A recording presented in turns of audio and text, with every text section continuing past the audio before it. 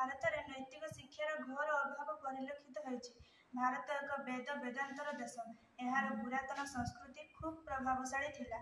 ଆଜିର ଶିକ୍ଷା ବ୍ୟବସ୍ଥା ଯନ୍ତ୍ରବତ୍ ମାନବ ସୃଷ୍ଟିର ସହାୟକ, ମାତ୍ର ବହୁତ ମାନବ ସୃଷ୍ଟିର ପରିପନ୍ଥୀ। କୋମଳମତି ଶିଶୁ ମନରେ ଯାହା ପ୍ରଥମରୁ ଛାପି ଦିଆଯାଏ, ତାହା ଜୀବନ ସାରା ରହିଥାଏ।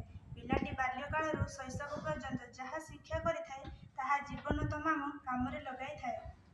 ଉଦାହରଣ, କିଛି ମୌଳିକବାଦୀ ଦ୍ୱାରା ପ୍ରଥମରୁ ପିଲାମାନଙ୍କୁ ଜେହାଦୀପରି ସନ୍ତ୍ରାସବାଦ ସୃଷ୍ଟି କରିବା।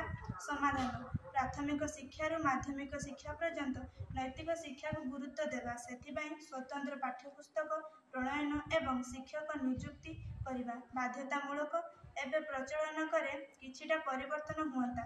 ଧର୍ମନିରପେକ୍ଷ ରାଷ୍ଟ୍ର ଭାବରେ ଥିଲା ଏହା ପ୍ରଚଳନ କରିବା କଷ୍ଟ ମନେହୁଏ। ମାତ୍ର ନା, ସେଥିପାଇଁ ସର୍ବଧନାନୁସରଣରେ ପୁସ୍ତକ ଲେଖାଯାଇପାରିବ ଏବଂ ଇଚ୍ଛାନୁସାରେ ପିଲାମାନେ ପଢ଼ିପାରିବେ। ଉଦାହରଣ, ହିନ୍ଦୁମାନେ ହିନ୍ଦୁର ନୈତିକ ଜ୍ଞାନ ଥିବା ପୁସ୍ତକ, ମୁସଲମାନମାନେ ମୁସଲିମ ଧର୍ମଗ୍ରନ୍ଥରେ ଥିବା ବିଭିନ୍ନ ଧର୍ମ ପାଇଁ ନୈତିକ ଜ୍ଞାନ ଏହିଭଳି ହୋଇପାରିବ।